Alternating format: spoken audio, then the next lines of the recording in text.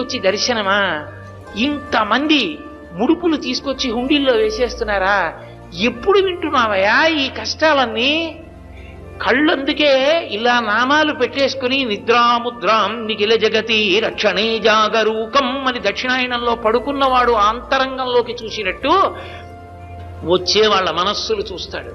వ్యాసుడు అందుకే ఓ మాట అన్నాడు, వెంకటాచల క్షేత్రంలో వెంకటేశ్వర స్వామి వారి ముఖమండలం బహుప్రసన్నంగా ఉంటుంది. ఒక్కొక్క రోజున ఎంతో సంతోషంగా ఉంటుంది. అర్థం ఏమిటో తెలుసా?